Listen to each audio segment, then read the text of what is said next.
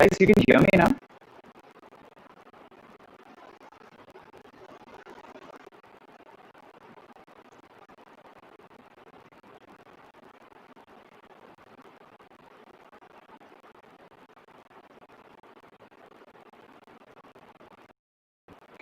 Uh, Sorry for the inconvenience. Just wait for a minute, okay? I'm just trying to figure this out.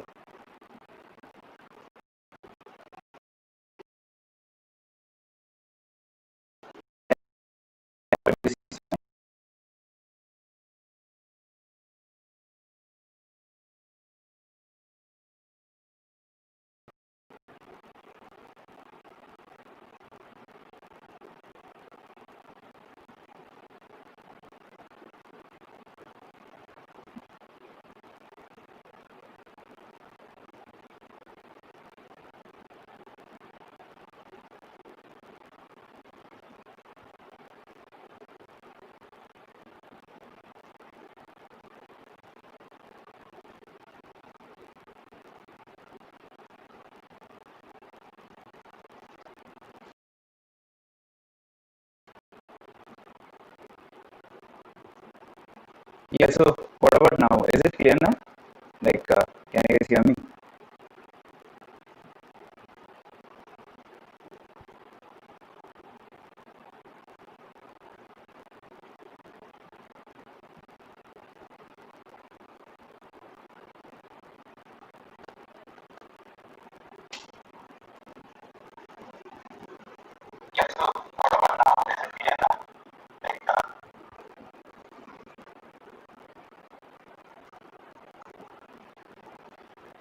Audio.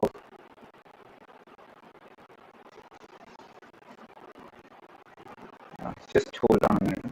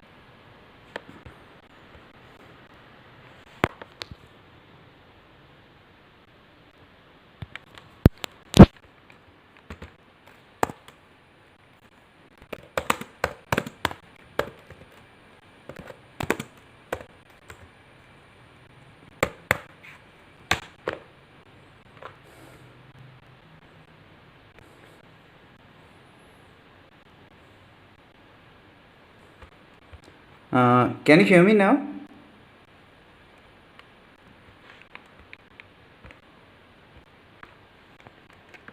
Yeah. Oh god, this is so embarrassing. There is something wrong with the internet. Yeah, I hope it's fine now. Yeah, please do let me know if anything goes wrong in between. Okay, this is my first time.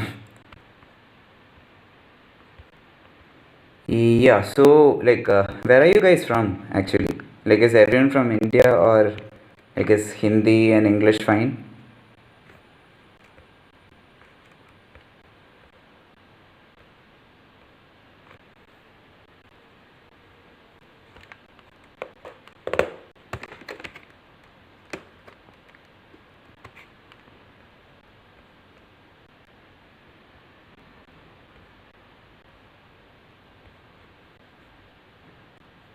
Okay. Yeah, so uh, yeah, so let's talk about PLAB. My idea with this video is that there are so many people who are really new to PLAB, and they have no idea before, making a huge life decision. It's not a silly decision. Like, yeah, most of you are from India, you're huge. You might be divided between NEET and PLAB, and just because you heard that PLAB was good, just don't jump into it. Really know what it is. See, I'm not claiming to know everything about PLAB. I have just cleared IELTS and my PLAB 1. I was preparing for PLAB 2 when this COVID-19 crisis happened. So my exam got cancelled. So I'm basically stuck here. So I thought I'll help some people. See, like I'm not claiming to know everything, and you'll get more information online. But the thing is, like while you're preparing for PLAB 1, there are so many things that you wish you knew. At least I did. So that is what I'm trying to provide right now. So let me just give you a brief introduction into how I got introduced into PLAB actually. So I was hell bent on doing PLAB, no, on doing NEET. So one day I was, just washing my dishes, and some YouTube video was playing in random. Hands were wet, and there was this doctor Nasir Khan. He is a Pakistani IMG who gave like a huge webinar on PLAB. So that is when I was like, okay, this seems really good, too good to be true kind of situation. So that's how I got to know about PLAB. You should actually watch this video. I'll link his video below after this session. So yeah, like what I'm trying to achieve over here is give you a basic idea of PLAB and how to prepare for PLAB 1. There is no like proper video on resources that should be used.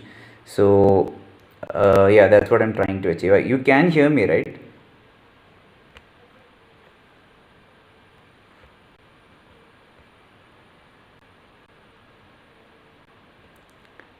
Yeah, I hope. Yeah, you can hear me. So yeah, getting into the basics of PLAB, like, see, the only eligibility criteria that you have for writing PLAB is like, getting done with your final year exams. So once you're done with that, you can get into writing PLAB. So, like, your first step is your English exam, like IELTS or OET. Like, it depends, like, what you want to do. If you're kind of good with English, kind of good doesn't mean that you should be like, hi-fi English speaker or anything. You just need to have a basic knowledge of your grammar. You know, see, like I was in a situation in my college area, like used to speak a lot of Hindi, and I used to speak in Malayalam. I'm from Kerala, so my English speaking skills were not up there. But still, it's not really hard. Like I didn't go for any coaching. YouTube was actually enough for me. But this might not be the situation for everyone because I was not aware of OET at that time when I gave my IELTS. I just knew that this thing was there, but it was kind of alien and new. Like GMC had just accepted OET at that time. So yeah, IELTS is basically the reason to go for IELTS are like if you know English a little bit, if you used to read books and if you studied in your school in English language, so IELTS is actually doable.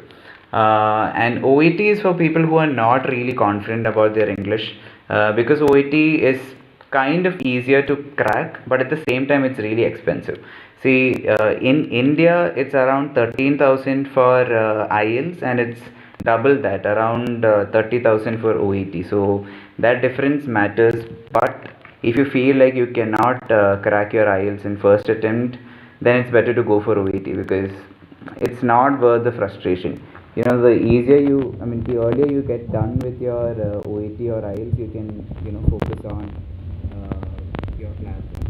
And the reasons for getting into PLAB 1 earlier is like, so many. Like, it's better to get into the system earlier because there are, instances where, the competition ratios are increasing like anything. So many people are doing PLAB now, like, compared to when I was just starting about now, like, so many of my juniors and even my seniors are asking me about that.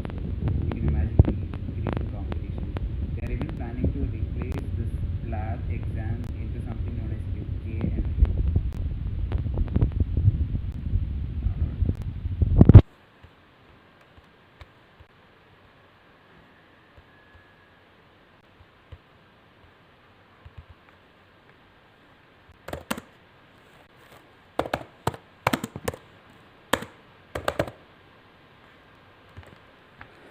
What about now?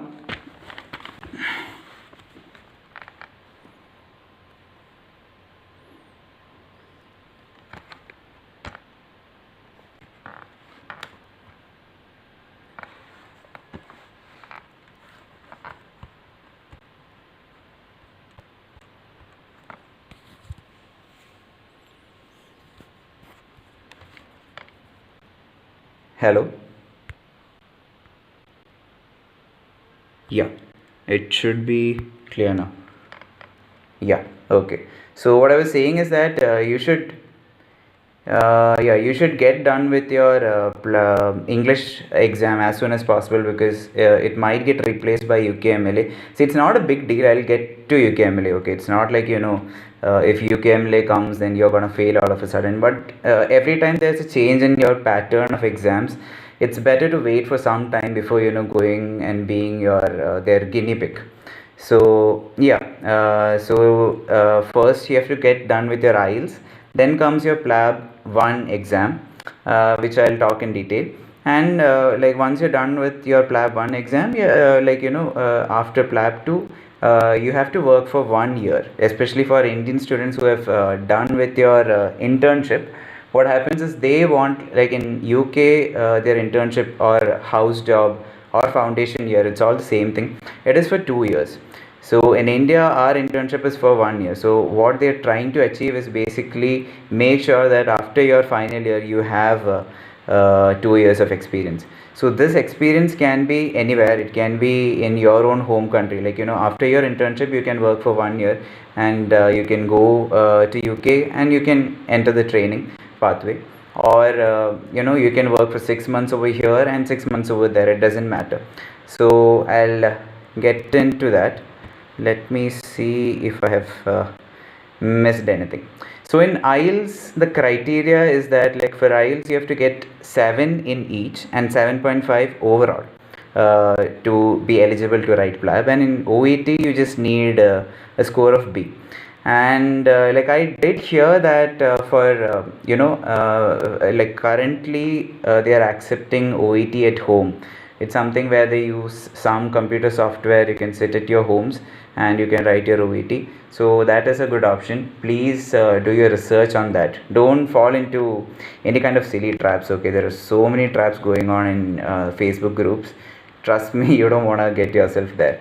And even for IELTS, I did read it somewhere that they are planning to accept IELTS at home, but that is just to make you eligible for writing PLAB 1. But when you go for GMC registration, you will have to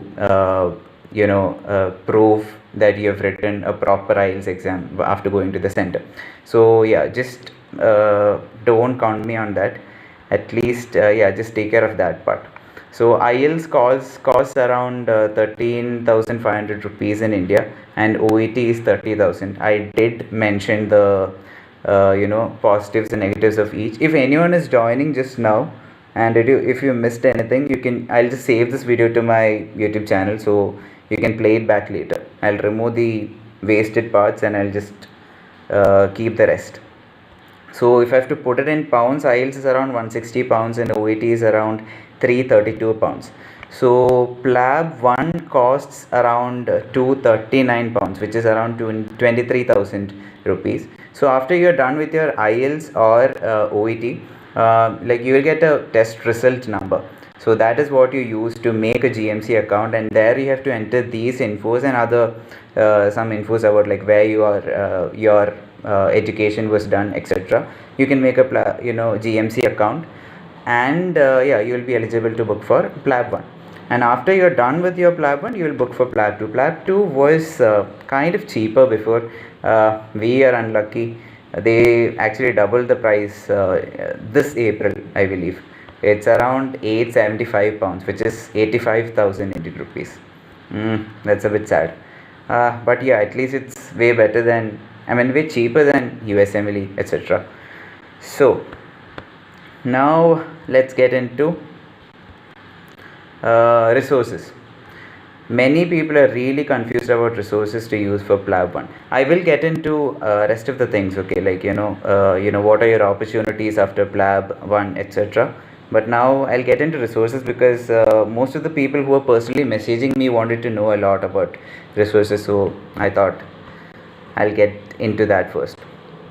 So when it comes to resources, like for IELTS, you just need YouTube videos. You don't need anything else. IELTS is about the structure. You really need to know about how the structure is. Other than that, you cannot pass the exam. Trust me, my English wasn't that good. My grammar was okay. but still it wasn't great. So I just focused on YouTube videos. There is some channel known as IELTS Liz. So I will link her channel below, and there is English 2 language E2 something like that. I will link them also. So they have like proper resources and modules for free. And there is one writing resource that I use, Barron's Writing.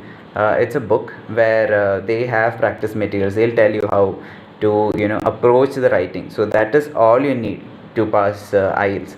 And if you feel that you are not gonna crack IELTS at your first go, don't worry. Take some more time. Don't waste your money, because there are stories of people who write IELTS like around 5 to 6 times. It's not worth it, because you don't want to waste money on that.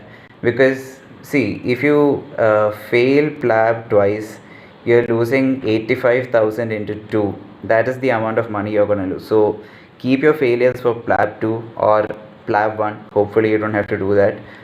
So take care of your IELTS and OET. Even for OET, there are so many resources online. You don't have to waste your money by going for any sort of coaching. Coaching is actually very overrated. So yeah, now resources for PLAB 1. Resources for PLAB 1 in detail. There are so many free resources, okay? Like, you should make a decision on whatever resource you use, taking into consideration of how much money you're willing to spend. If you don't want to spend any money, you're like really conjuice, you can actually go for free materials. There's nothing like you cannot pass PLAB 1 at least without paying huge sums of money. Because most of the people whom I follow, for example, the doctors in Road to UK, Nasir Khan, and so many other doctors, they all passed using one book known as Khalid's 1700 MCQs. You must have heard a lot about them, but it was relevant at that time. But now I don't think it's that relevant. The reason is that in UK they keep on updating their system, their guidelines. So at the time when he wrote it, it was next to perfect. But now there are things that are outdated. There are controversial questions. So you don't want to learn the wrong thing. It's not going to make a big difference, but yeah. But luckily for you guys, I saw that Khalid released an updated version of his own question bank last week. So I'll try to link that also below. So since I haven't gone through that specifically, so I really don't know if it is going to make a huge difference. So yeah, Dr. Khalid's 1700 questions, that's really important. But if you're studying PLABable, which I'm coming to right now, then you don't need to go through his questions. Then there is something known as SUSH Unity, SUSH Unity. According to what I believe, they were a group of students who were studying for PLAB, and they created their own question bank, their own set of explanations. So they are also free. Like, a quick search on Facebook will lead you to that file.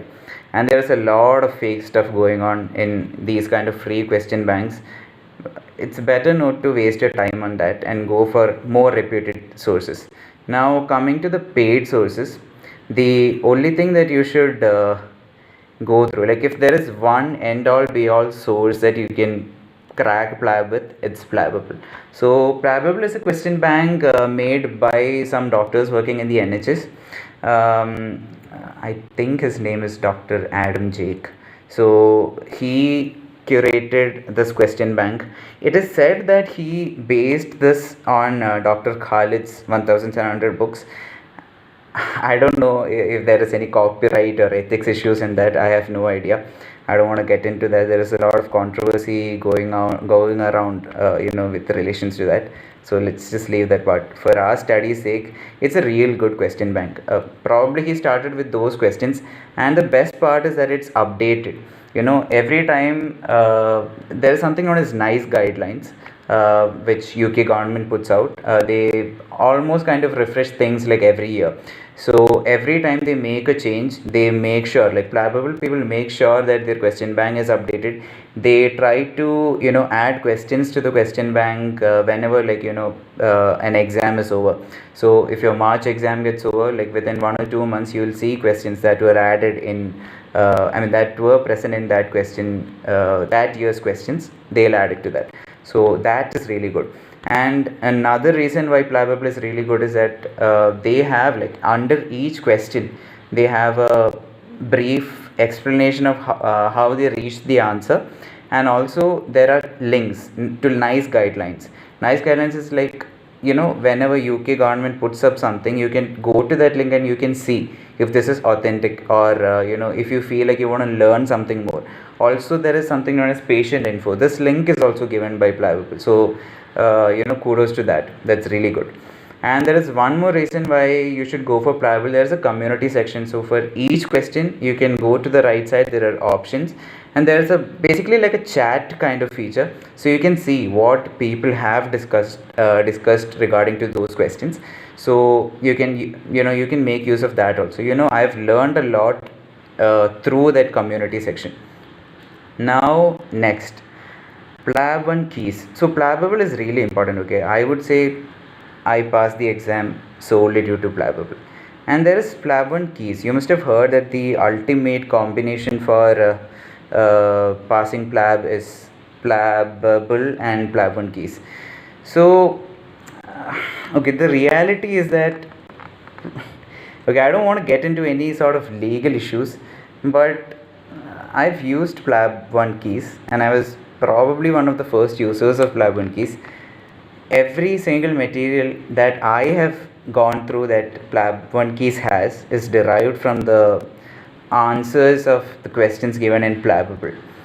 I don't know how they get away with it, but yeah, this is the reality. They have basically, I feel, in my opinion, that they have copy pasted things from PLABable. So if you want to waste money on something that is redundant, because it's the same information, the only merit I see to using PLAB 1 keys is that in PLABable it's like, if you want to revise MI, it's really hard to go out and find where the MI question is. But now they have added some feature in PLABable after my exam, so I don't know, like probably, but still there is merit to using PLAB 1 keys, in the sense that, like, for example, I want MI.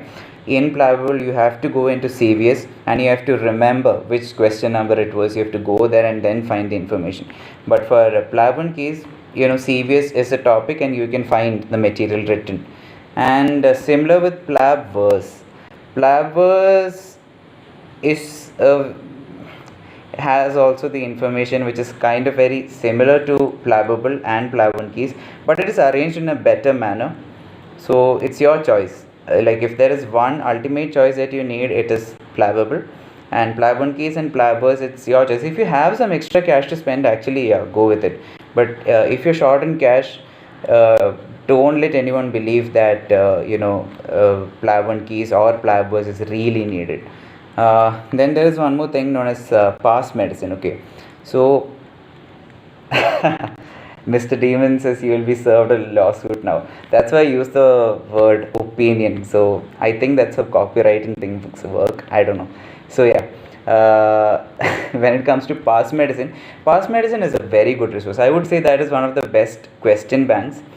But I think for PLAB 1 level, it's too much. There is too much information. They have really given like explanation like properly. They have some tie-ups with osmosis medicine also, I guess. They have some links for that, so it's really good. But the questions are like too tough. You don't need to go into that much detail. But if you feel like, sometimes you feel guilty, okay, shit, I'm learning things which are too silly, PLAB 1's level is little low, is PLABable enough? So if you're kind of a person who worries a lot about that, then yeah, go for past medicine. I had a past medicine subscription, but it's really hard. Like, you cannot finish past medicine questions. There are more than 3000 questions over there. So yeah, you can go for that too. And it's cheaper also. Like, PLABable is around £25, and I think past medicine is £15. It is way more knowledge, and it's presented like really well. Now about Oxford handbooks. Okay, see, once you start studying for the exam and you join many WhatsApp groups and Telegram groups, there'll be so many people who will be like, dude, you're not gonna pass with PLABable is shit.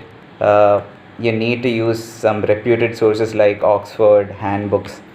Okay, I don't want to sound rude, but there are many people who studied solely from Oxford books, and they were really knowledgeable. But the reality is that by PLAB 1 and PLAB 2, they have stated this properly in their website also in GMC by GMC. They are trying to get doctors. They're trying to filter doctors who are able to do things that an FY2 doctor is able to. That is an intern in their country is able to do. That's it. Like sometimes there are some questions for our PLAB exam. The question scenario will be 1 page long. So when you start reading that, you'll get palpitations. Oh God, what is the question gonna be? But in reality, they'll ask like, what are you gonna do like initially? So the answer is ABCD: airway, breathing, circulation, etc. So you don't need Oxford books. Like, you can use it as a reference. You'll gain a lot of knowledge. It's the same thing as past medicine. Like, knowledge wise, it's like, superb. But for PLAB, if you have 3 or 4 months, or you have 1 month for your exam, don't go for these heavy resources. And I also came across one more app known as UKMed. It's a new player in the game. I'm not sponsored or anything, even though I wish I was. Uh, I did go through their question bank. It's an app. Okay, UKMed. I'll try linking them below. So they have also taken a different approach. I think they 1700 questions, but they have a different approach. I think you should, if you feel like you want to add some other source, UKMed is also a good option. So I did give you so many options, and there is one more thing: med revisions. Med revisions too has so many things in similar with PLABable. They have changed some wordings here and there, but if you don't want to waste your money, I would suggest staying away from other resources. PLABable is actually enough. If you have any doubts regarding this, please message me. Okay, if you think you need anything other than PLABable, I'll talk you out of it. Trust me, like, this is the most common question that goes through like in every single PLAB 1 group. I've been a member of probably 10 or 20 PLAB groups, and this is the question that comes up every single time. I made a promise to myself: I'm not gonna go out of PLABable, and if I fail this exam, okay, fine, I'm gonna move on and learn some other resources. But at least for this exam, I'm focusing on PLABable. That is enough. Trust me, that is enough. And there are some other question banks that come up too. Screenshot of certain questions from Swami and Samson. These questions are also really incomplete, probably because it's plagiarized material.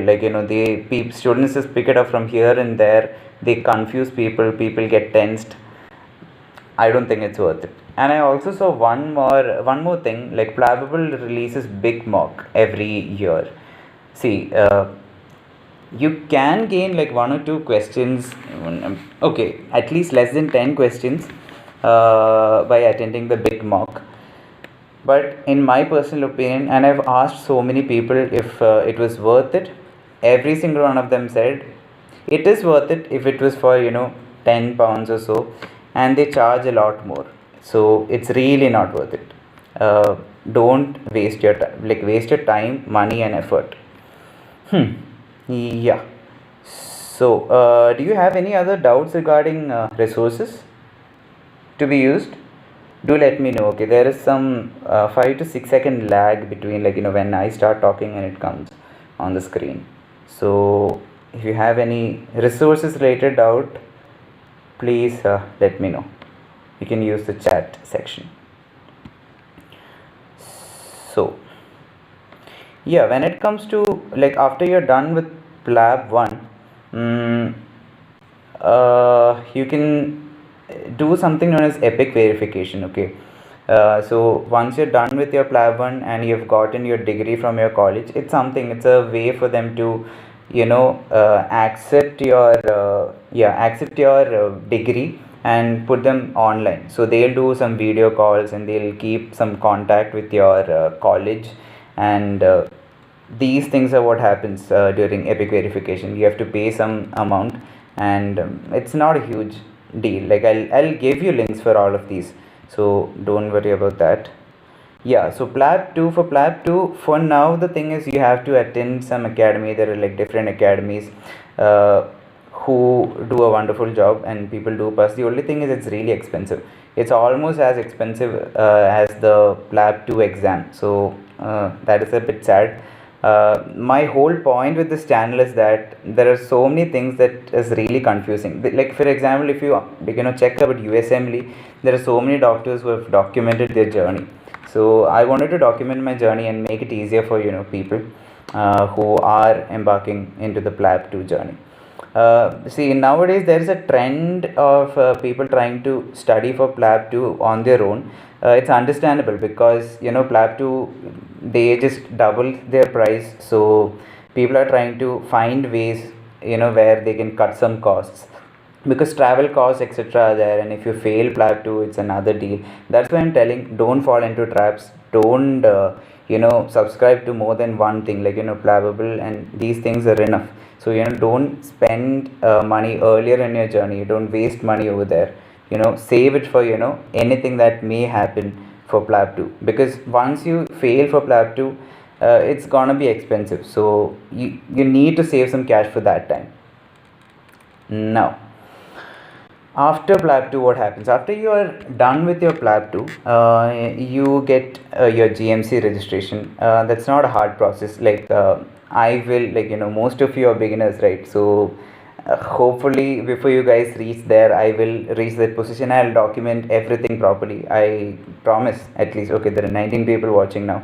I'll make sure that, you guys won't have further questions. I'll document everything. Don't worry, because I have not been through PLAB 2 and GMC registration. If I'm saying anything, it will be just uh, I don't know, like I don't find it to be that interesting. I'll let you know in detail.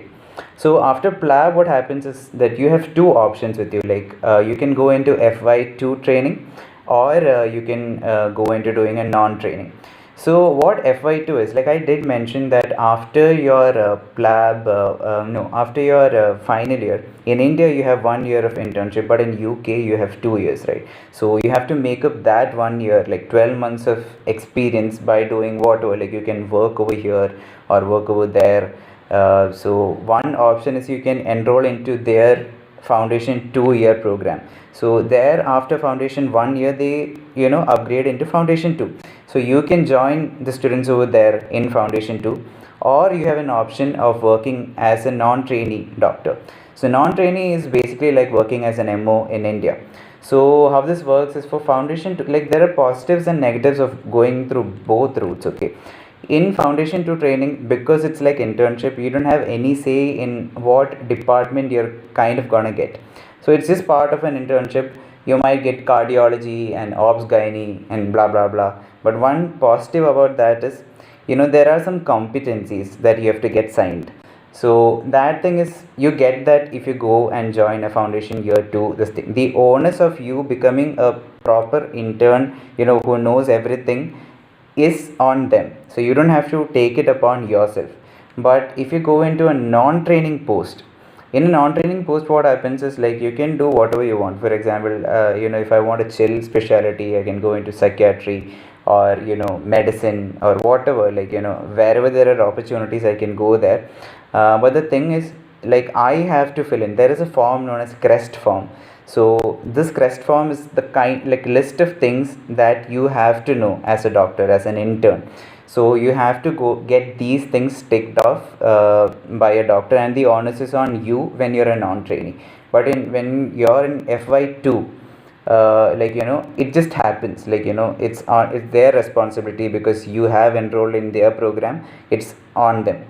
So that is the major difference. So, like, you can choose to go, like, on whatever route. But one thing that is fishy about FY2 is that you need to have an IELTS score of 7.5 in each module, which is kind of hard. At least I found it hard. To be eligible for that, you have to go through that route. There are some other routes. Okay, don't get disheartened if you want to go that internship route, because I did get in contact with one of my seniors, and she told me that one of her friends tried to gather evidence from her college that all of the exams were conducted in English language and they were taught in English language. If this is there, there is a possibility that you can get into FY2. But on paper, the rule is that you need 7.5 in each module and equivalent in OET2 for getting into an FY2 post. Then yeah, you get into non-training. So this kind of experience, you can do it anywhere. You can have it in India, in whatever country you want. They just want 12 months of experience post internship before you can get into any kind of training post in the UK. So after you're done with 12 months of work anywhere, you get your crest form signed off, that is your competencies. Then you can choose your specialty. So there are different routes like you can take. For example, if you want to go into medicine, you have 3 years of internal medicine training or 2 years depending on like whatever specialty you choose. And just so you know, like interestingly, there are two kinds of specialties. Okay, there is run through and uncoupled. See, run through specialties is when for specialties that come under run through, like for example obs gynae and radiology, they come under run through specialty. So you just have one interview to get into this training pathway, and once you're entered, you don't have to give any other interview. It just keeps on going, and you come out of the end as a consultant. But for uncoupled specialties, for example, if I want to be a gastroenterologist, I'll have an interview in the beginning, and after that 3 years I have to go through my beginning training. Like it's more or less like our MD over here. So that 3 years, after that 3 years, you have to give another interview to get into the rest of the pathway. And usually there is a split. Okay, for example, if you take an obs gynae post, you wrote your PLAB 1, you got into your non-training or FY2, then you gave an interview and you got into the pathway. Then after this 3 years, they will assess your knowledge by keeping a membership exam. For example, MRCP. Is my audio and video clear? Like Mr. Demon can't seem to see my video properly.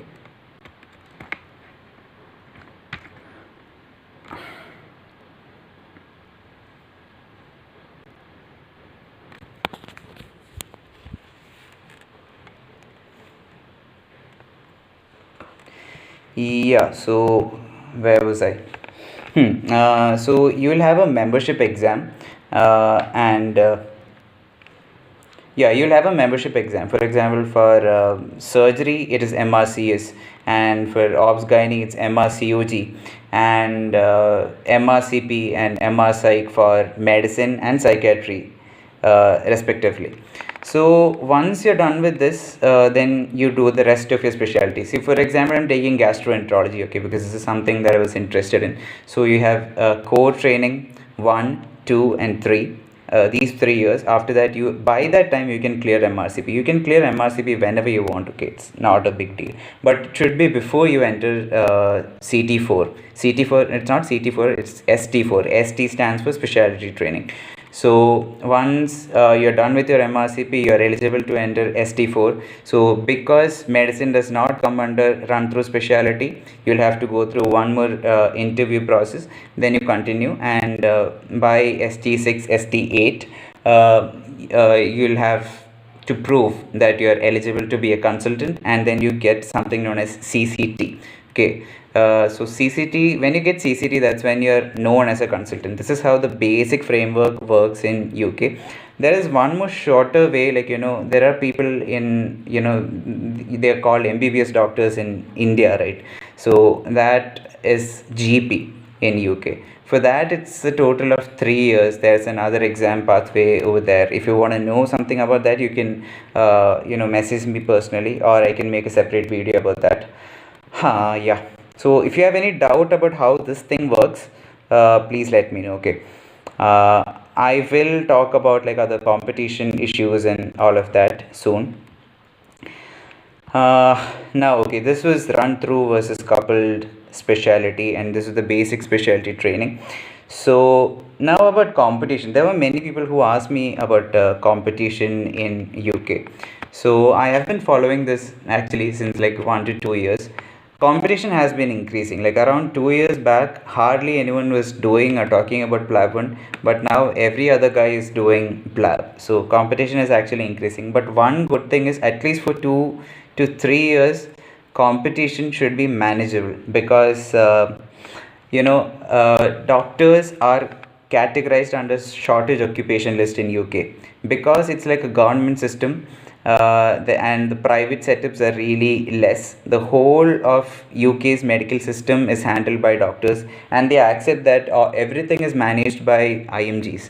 So a huge majority of people working over there are IMGs. So even though the competition is steadily increasing, which will make it harder for us. Like, 1 year back, it should have been easier than what it's going to be like 1 year after this. So competition is steadily increasing, but you have hope. I've been talking with people who are in the UK. They are like, see, interview times. See, before this, like for example, in a specialty like psychiatry, where the competition was low, CV had almost no importance. But nowadays, it's not like that. Yeah, nowadays it's not like that. CV is being more important by the day. See, in USMLA, you must have heard that CV is really important. You need to do researches. In UK, the thing was not like that, but things are changing. That is the importance of competition. I will come to how we should build your CVs. Okay, so yeah. And due to COVID, there is another issue that many people are not, getting calls after their interviews. So that is actually kind of an exaggerated situation of competition. So wait for some time. Due to COVID, everywhere the competition has increased, but it's not bad yet. But in 2 years, I predict that the things might change, kind of for the worse, but it's still not the end of the world. Now, let's talk about salary. This is another thing that everyone wanted to ask me. See, you shouldn't go to UK to be a millionaire. I did see some posts on Facebook asking, like, how can I be a millionaire after going to UK, or things of that sorts. See, UK is not somewhere you should go if you want to make a lot of money by being a doctor. See, because doctors are well paid compared to the average. The salary is above average, but it's not up there.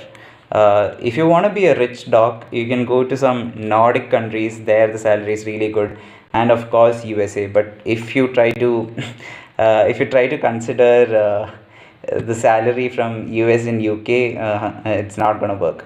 See, but let me give you an estimate. See, for example, if I clear my PLAB 2 right now, and I go do a non-training job, or as join a CT1 medicine, I'm gonna get a take-home pay after tax of around 2,200 pounds, which is almost near 2 lakhs. It's 1 lakh 96,000 if I'm not wrong.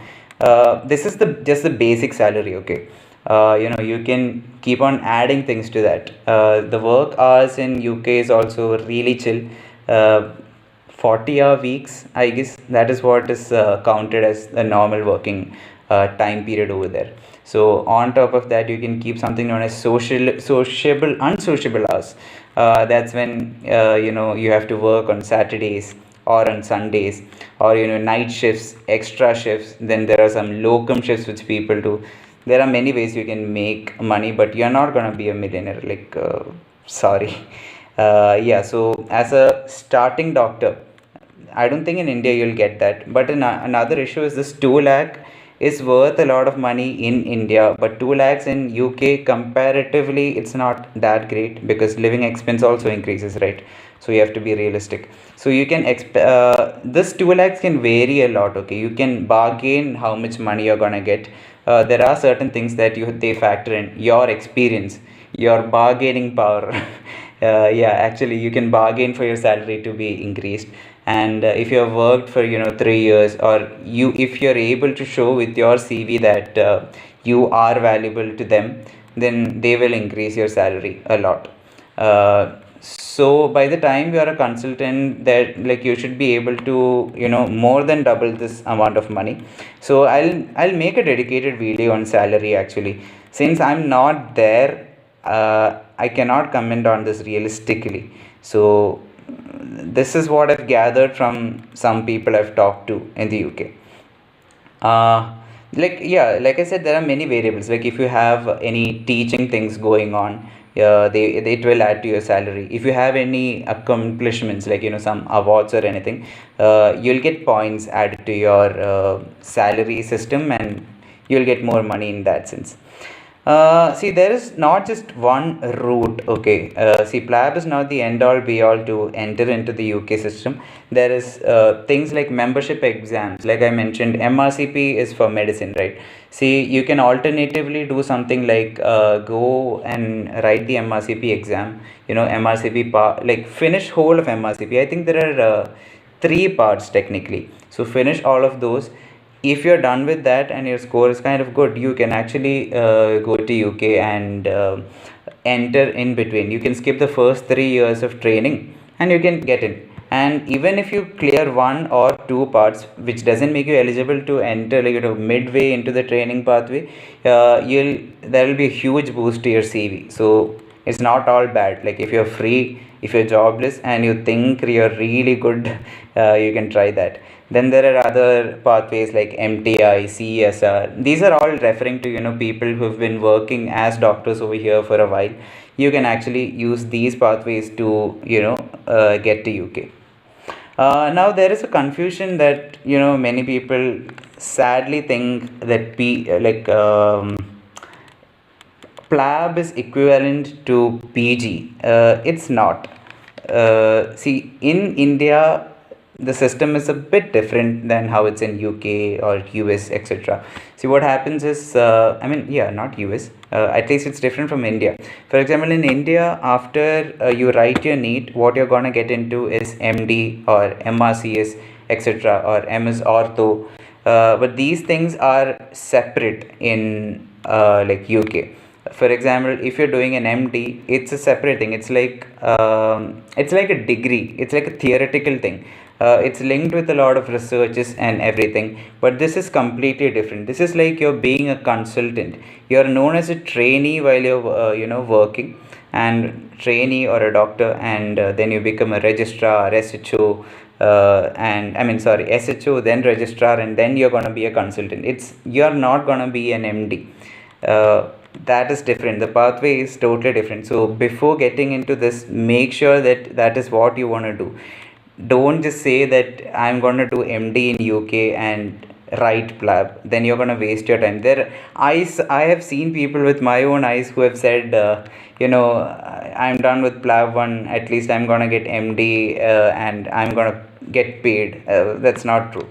If you want, I can make a dedicated video on that also. But please, it's not. It's a different kind of pathway. So always have a plan B also. Like I would suggest that if PLAB doesn't work out for you, just don't get disappointed, because anything can happen. There are many people, many friends that I have who did USMLE, and I have even friends who have finished with USMLE. They even matched with their residency over there in US, but they couldn't complete it due to certain reasons, and they had to switch to PLAB 2. For them, PLAB 2 was another option, so we should also have another option, whether it's USMLE, AMC. AMC is an exam for Australia. It's not that bad. New Zealand, NZREX, okay, it's an exam. Then there's an exam for Germany. Then there is Canada. Canada, it's next to impossible for IMGs to get into Canada. So there are many options. Always have a plan B, at least in the back of your mind, or else it might lead to some issues. Now, some people ask me, like, why didn't you take USMLE? Like, USMLE versus PLAB is like a huge deal. Some of the positive things about USMLE is the salary. Once you're a doctor in the US, like, you're gonna pay like shit tons of money, and the route is arguably shorter compared to the one in UK. Then the standard of education and the hospitals over there, like in US the hospitals are really renowned, and so is the UK. Okay, don't let anyone tell you that hospitals are any lesser. It's, I don't know. Well, if you want to be a gastroenterologist, not clear.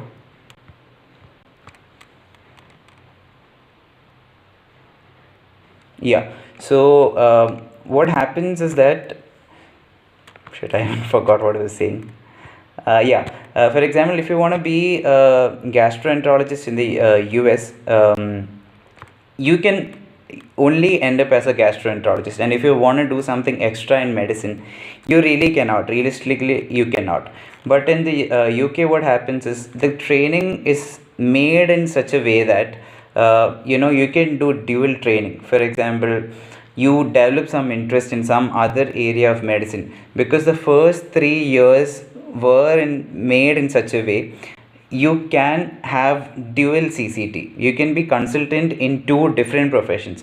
So some people do that to double their earning capacity. They can go to two different private practices and be consultant in two different specialties. Can you imagine the amount of money that is gonna come through? I don't know why someone would go through that and be like, I don't know. You have to study a lot for that, but yeah, some people do that. But in US or in most of the other countries, this is not a possibility.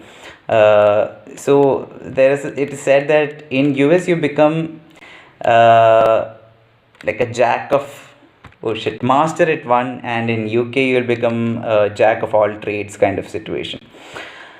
Yeah, standard of living in the UK is supposed to be one of the best, and it's a place with a lot of happening. I would go there personally for eating their hamburgers and pizzas. So in that sense, UK is really good. Where I don't like things that I don't like about US is that the cost. You'll have to spend around 4 to 5 lakhs for, like, for the whole USMLE route to get done, and that too, after that there is no assurity that you are gonna match into the specialty that you really like. In UK, because the competition is not that high, if you really set your mind to doing something, for example, gastroenterology is really competitive, right? If I really wanted that, I can build my CV into become a gastroenterologist. It's a possibility, but in US, you have to be really studious. Like it's comparatively hard. Like there's no denying that. And you, for now at least, UK is more IMG friendly. Can you believe that they even removed the any kind of privilege that UK citizens had over IMGs? And in an interview, IMGs and UK graduates are considered literally equal on paper. That is really commendable. And you have fewer options, like, because it's not IMG friendly. And the work life balance, there are friends who I have who's working in UK. They have 80-hour work weeks. 80-hour work weeks. It's too much. And I'm just adding gun violence to a mix. I don't know, people who like US is gonna kill me for that. Okay, now let's come into CV. Many people, it's already been too long.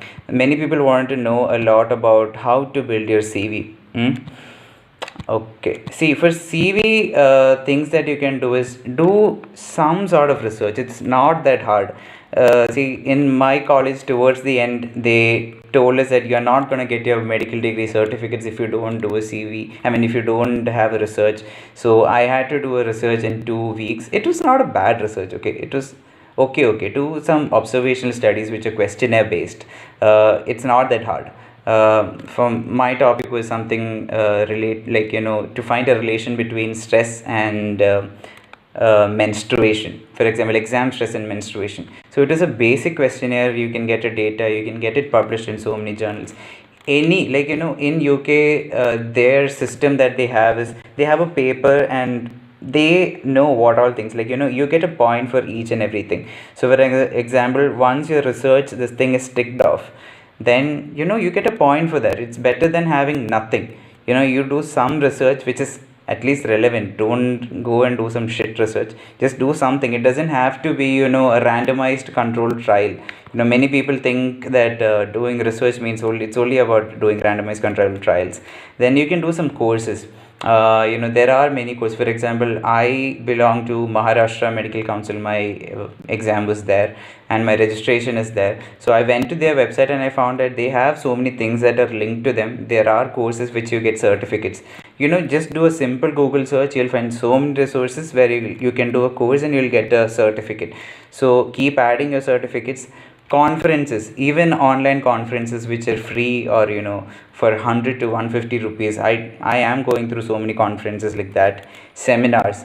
And let's come into seminars and webinars. I'm sure most of you um, I'm sure most of you do, conduct seminars or webinars in your college, and it's mostly compulsory in most of the places. See the things. I mean, the reasons what make UK graduates a little bit superior than us is not because they are UK graduates and it's some racist kind of conspiracy theory. It's because they are taught to document everything. If they do any research, or if they do any kind of teaching sessions in their class, if they have any presentations, they make sure that they collect evidences. But in India, this is really lacking. So what you have to do for that is, whenever you have a presentation, I know it can be a bit embarrassing. See, this whole YouTube gig is embarrassing for me. So you can collect evidences. You can ask your friends, just print out some leaflets, make them tick off, like ask them not like they can mark you negatively just for the horror of it. So ask them to genuinely mark you, and these evidences can actually count towards your CV. See, even this YouTube thing that I'm doing right now, I can actually, funnily enough, I can actually mention this in my CV. So it shows that I have some kind of a management kind of skills. But don't make your life into something that, okay, like I'm living to build my CV. Like you can find things, like they don't know, like as an interviewer, they don't know who you are. Okay, just because you passed PLAB, nobody's gonna hand you a job. Okay, so right now competition is increasing and these things matter. Collect evidences. You can teach any students, any juniors that you have. It doesn't have to be anything formal. Even informal things get points in your CV. You can teach, like 5 of your friends. You can collect some feedback from them, and yeah, even that is counted. But just make sure that you have any sort of documentation. Then there is something known as quality improvement and yeah, quality improvement audits. This is when you see something in your hospital, like for example, you saw that some nurse is not, for example, in this COVID situation, they are not washing their hands properly, or they are not using sanitizers. You are doing something that creates awareness for that. It doesn't have to be in the form of teaching, like you're keeping an easy access for sanitizers. So that is kind of an quality improvement that you did, and find a way to document that. Like just because you changed the placement of where the sanitizer was, more people started using sanitizers. So these can be small things that can be documented, and the interviewer will be like, oh, this dude knows something. He really wants to see some improvements in his hospital, so by taking him in our hospital, we are gonna gain something. At least it's better than someone who doesn't have any sort of quality improvement things in their CV. Reflective practices is when when you talk to a patient, or when you're taking history, you notice some things that were lacking in your consultation. Later on, someone pointed that to you, so you're just reflecting on that, and you're reflecting on what happened, what you should have done, what you have learned from this kind of scenario, and what change it is going to happen to future consultations. These are things that you can document. I'm not kidding, these sound really silly, but these things matter in your CV. Anything and everything that you can show can be, like any sort of skill you should document. See, for example, even in my CV, I did manage a musical band in my college. Once I was an organizing member of that, so I did mention that also. It just shows that you're capable of doing something. One of my band members is in the chat, by the way. Yeah, so yeah, clinical attachments. This is a clinical attachment and non-training. This is something where yeah, this is something where you can really make your CV perfect. This is what people actually do. Clinical attachment is when you are not actually working. You don't have a job per se. You're just shadowing someone. You're just seeing, okay, what are these doctors doing? So it's a way for you to learn how the system works. So you can and you may or may not take a clinical attachment. It's not like necessary. Like if you feel like you don't have the balls to work over there currently because you're really scared that you might mess up, then you should actually go for clinical attachments, so you can actually observe and learn. So during these times you can actually, people over there will really help you because they have been doing this in so many years. They'll help you gather evidences, they'll help you build your CV. And even during your non-training job, you have to focus that time on getting your crest form signed off competencies, at the same time gather evidences for the same, gather evidences that you are a good doctor, get recommendations, letter of recommendations from good consultants. These are things that you can do. I hope I didn't miss out anything. Okay, and see, just in case PLAB doesn't work out for you, there are so many things that you can do with this PLAB 1 and PLAB 2 after passing PLAB 1 and PLAB 2. I'm giving you some examples. After PLAB 1 and PLAB 2, with 2 years of experience, apparently you can get into UAE, that is Dubai, and work as a GP doctor. And in see Dubai, I don't know why you would go there and work as a GP, but the salary is bound to be really good in Gulf countries. Then after PLAB 1, you are exempt from the first few exams that New Zealand has, and you just have to give some part of NZREX, and you're eligible to train in New Zealand. And after PLAB 1 and PLAB 2 and some work experience in UK, probably non-training or whatever experience, you can bypass AMC exam in Australia. Again, I like these can all be your plan B. Okay, Australia is a good deal, but the thing is, like, competition ratio is a little bit higher over there because the salary is considerably higher than UK, so people do sometimes prefer AMC. But yeah, getting a job can be a hassle and it can be a bit more expensive. After PLAB 1, if you give some exam known as PRES level 3, you can get into Ireland's training system. These are all, kind of very similar to the UK training system, so in that sense it's really good. Something else I think this is all. Is there anything that you want to ask me in specific? I hope I covered everything. I don't know. See, in general, let me tell you some places where you should get information from. I did bombard you with some, I don't know if it was useful. Like, I tried to provide some value. So, let me tell you some places where you should get your information from. UK system is super transparent. You can, type in anything that you want and you'll find find your information on their government websites, like, properly. If you want to know anything and everything about PLAB, go to their website. GMC website, everything is written, including the competition ratios, which I will post. Give me some 1 or 2 hours. Okay, I will post the competition ratios, like, per specialty. Everything is given. How many people applied, how many people got through, how many people are passing PLAB 2 year over year, how many people are passing, what is the pass rates, everything is given. So you don't need anything else, but these government sites can be a little bit boring. Then there's Nasir Khan's blog, I'll link to that also. Road to UK, amazing. Almost everything that I know is from Road to UK. They have been amazing, wonderful. Like, they are two doctors, Ibrij and Ibrahim. I hope I didn't slaughter their names, but yeah, they're really good. They have, like, superb information. See, what I was trying to do right now is, give you an overall idea. I didn't want you to waste any time. Prepare for PLAB 2. I don't, but if you want to go into any details into what I talked, you can visit Road to UK. Then there is a website known as Savvy IMG, SAVVI I'll link them also. They have very good information. Then there is a psychiatrist, Dr. Raja Adnan Ahmed.